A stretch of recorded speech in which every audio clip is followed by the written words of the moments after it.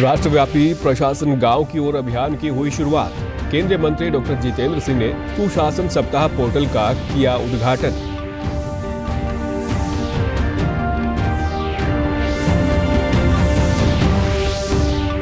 केंद्रीय स्वास्थ्य मंत्री मनसुख मांडविया ने राज्यसभा में कोरोना पर चर्चा का जवाब देते हुए कहा, कोरोना से निपटने के लिए देश में प्रत्येक महीने 15 करोड़ वैक्सीन का हो रहा है उत्पादन। कुरुक्षेत्र में चल रहे सरस और शिल्प मेले का हुआ समापन। महोत्सव में देश भर से शिल्पकार और लाखों की संख्या में पर्यटक हुए शामिल।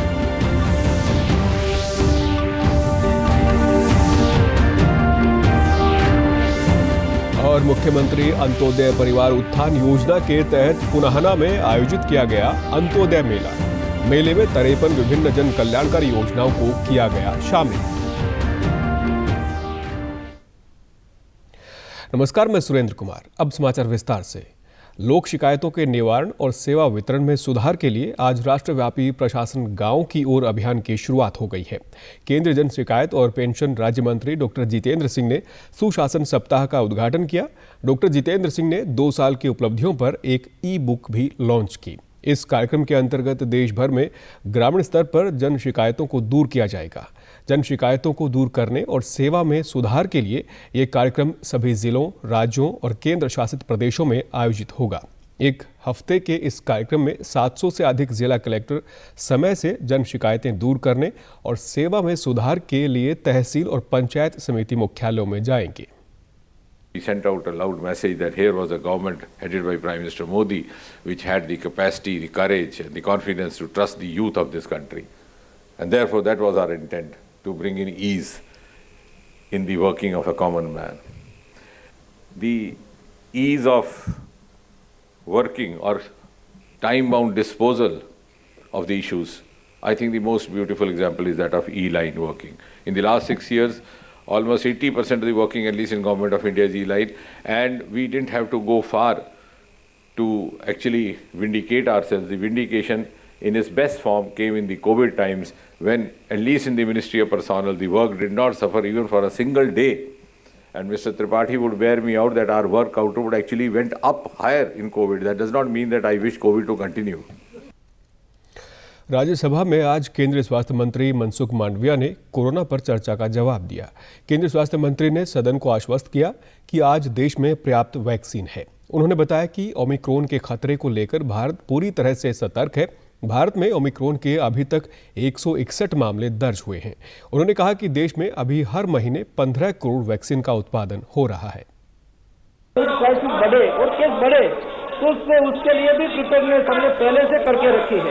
उसकी तैयारी के भागस्वरूप हमने सारी व्यवस्था देश में कैसे की जाए, और इसलिए हमने कोविड पैकेज 2 डिक्लेयर किया। 23,000 करोड़ रुपीज का पैकेज 2 के माध्यम से ये पैसे सभी स्टेट गवर्नमेंट को दिया है, और स्टेट गवर्नमेंट उसको क्या करेंगे? स्टेट गवर्नमेंट ये पैसे के माध्यम से अपने डिस्ट्रिक्ट हॉस्पिटल में बेड बनाएंगे। शायद बच्चों में इफेक्ट हो तो बच्चों के लिए भी सेपरेट का बेड बनाया जाए, उसके लिए आईसीयू केयर यूनिट बनाया जाए बच्चों के लिए। सरकार ने कहा कि कोविड के मामलों से निपटने के लिए हर संभव तैयारी की गई है।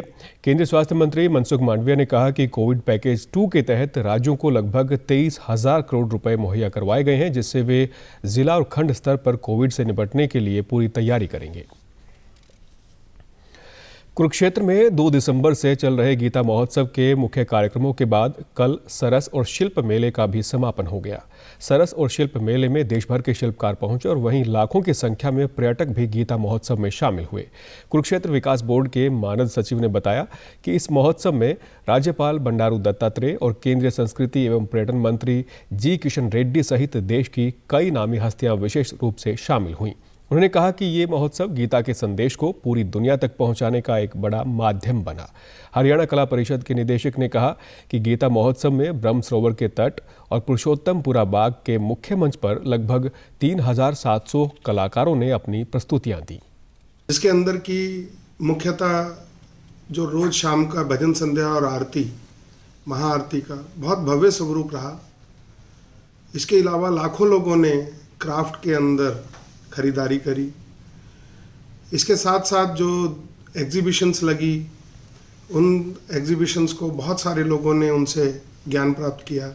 लगभग 3700 कलाकारों ने हिस्सा लिया, जिसके अंदर हमने प्रयास किया कि भाई बहुत सारे कलाकार अपने हरियाणा के लोक कलाकार, इसके अंदर लोक नृत्य, लोकगीत, बंचारी, सपेरे, बैंजू, इस प्रकार के कलाकारों को बुलाया गया और जिन्होंने गीता महोत्सव की शोभा बढ़ाई और लोगों ने भी उनकी प्रस्तुतियों का आनंद लिया।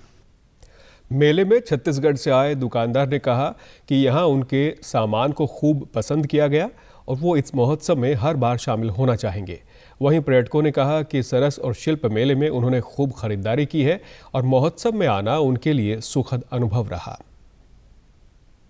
बहुत ही अच्छे से शॉपिंग करते हैं और बहुत ही ज़्यादा पब्लिक हर जगह, हर स्टेट से यहाँ पे पब्लिक आती है। इस बार हमारा सर बहुत ही माल बिका हुआ है, हर चीज़ हम लोग भी छत्तीसगढ़ से हैंडीक्राफ्टमैन का सारा साड़ी है, सूट है, सारा लेके आते हैं। स्पेशल गजरोला से गीता महोत्सव देखने आई हूँ और यहाँ पर अनेक प्रकार के भोजन है, पंजाब, गुजरात, हरियाणा, अलग अलग कल्चर के अलग अलग भोजन है और मैंने आज माथुराम की फेमस जलेबी खाई है और बहुत ज़्यादा अच्छा लगा। और यहाँ होने वाले सांस्कृतिक कार्यक्रम और क्राफ्ट मेला जो सबके दिलों में बसा हुआ है उसको भूल नहीं पाते लोग यहाँ पे, और खूब भीड़ आती है, दूर दूर से लोग देखने आते हैं इसे और खूब मजा करते हैं। प्रदेश सरकार द्वारा चलाई जा रही मुख्यमंत्री अंत्योदय परिवार उत्थान योजना के तहत आज नूंह जिले स्थित पुनाहना के पिनगवा में अंत्योदय मेला आयोजित किया गया। पुनाहना की एसडीएम ने बताया कि मेले का आयोजन उन लोगों के लिए वरदान साबित होगा जिन लोगों की सालाना आय 1,80,000 से कम है। उन्होंने बताया कि ऐसे लोगों को सरकार की विभिन्न योजनाओं के बारे में जानकारी दी जा रही है ताकि बैंक से ऋण लेकर वे अपना कोई काम शुरू करके अपनी आय में वृद्धि कर सकें। उन्होंने कहा कि इस मेले में 53 विभिन्न जन कल्याणकारी योजनाओं को शामिल किया गया है। 18 डिपार्टमेंट्स हैं जिसके अंडर 53 स्कीम्स हैं जिनका लाभ इन बेनिफिशियरीज को दिया जाएगा। और हमारा इसमें जो अरेंजमेंट है, वेलकम डेस्क है, हेल्प डेस्क लगाए गए हैं, 6 हेल्प डेस्क है, हमारे काउंसलिंग डेस्क हैं 8, और इसके अलावा हमारे अंदर डिपार्टमेंट्स के हर डिपार्टमेंट के स्टॉल हैं। लीड बैंक मैनेजर ने कहा कि मेले में आए लाभार्थियों को सहयोग दिया जा रहा है और अब तक जिले से ऋण संबंधित 1000 से अधिक फॉर्म उनके पास आ चुके हैं जिनको सरकार के विभिन्न योजनाओं से जोड़कर लाभ दिया जाएगा। मेले में आए लोगों ने कहा कि उन्हें यहां आकर काफ़ी जानकारियां मिली हैं।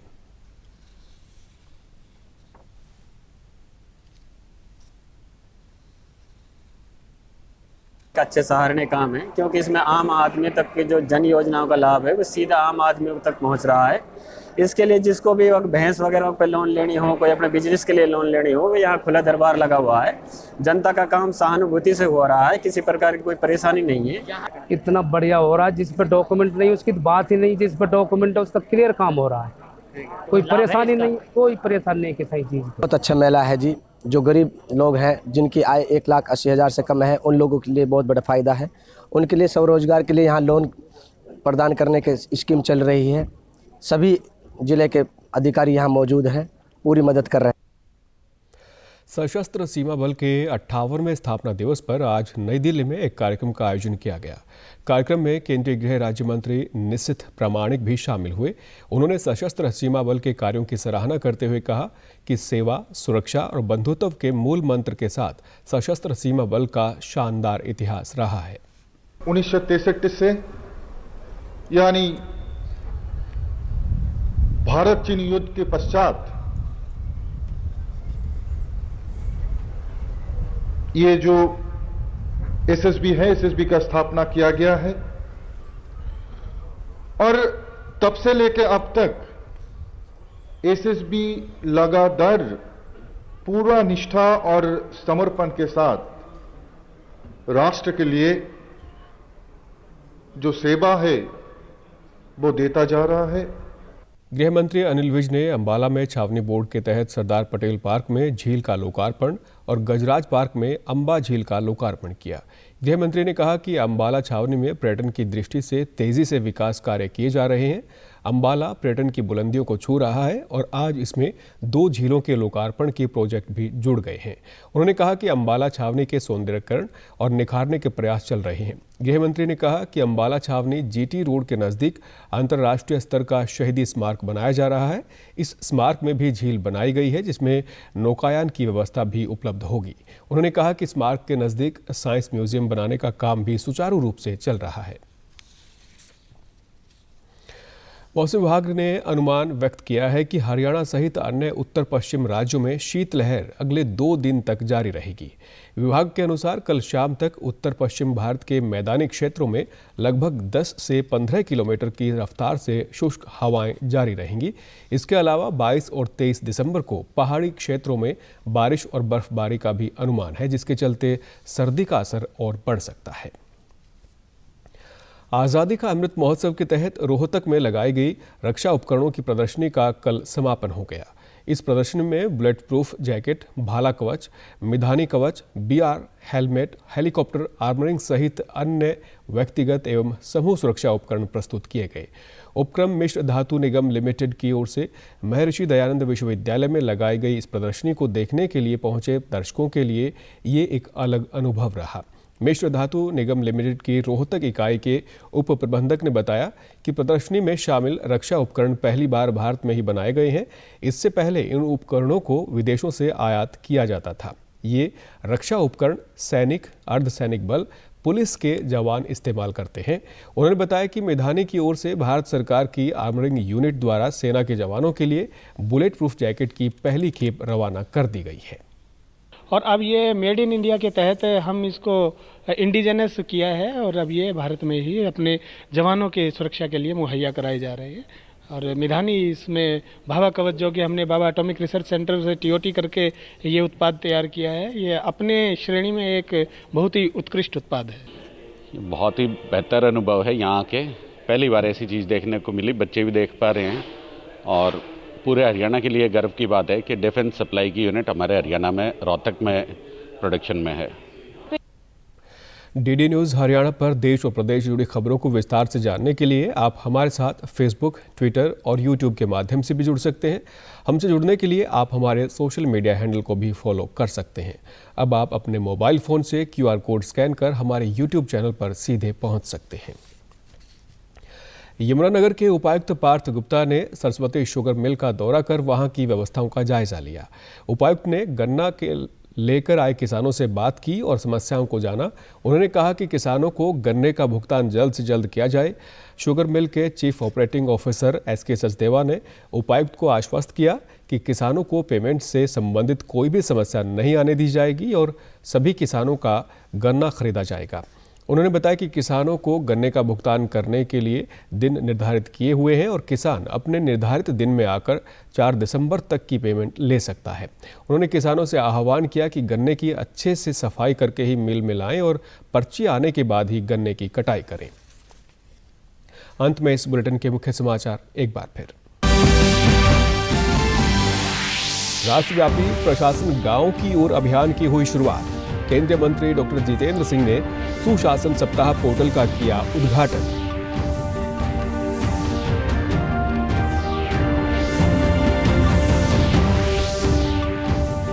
केंद्रीय स्वास्थ्य मंत्री मनसुख मांडविया ने राज्यसभा में कोरोना पर चर्चा का जवाब देते हुए कहा, कोरोना से निपटने के लिए देश में प्रत्येक महीने 15 करोड़ वैक्सीन का हो रहा है उत्पादन। कुरुक्षेत्र में चल रहे सरस और शिल्प मेले का हुआ समापन। महोत्सव में देश भर से शिल्पकार और लाखों की संख्या में पर्यटक हुए शामिल।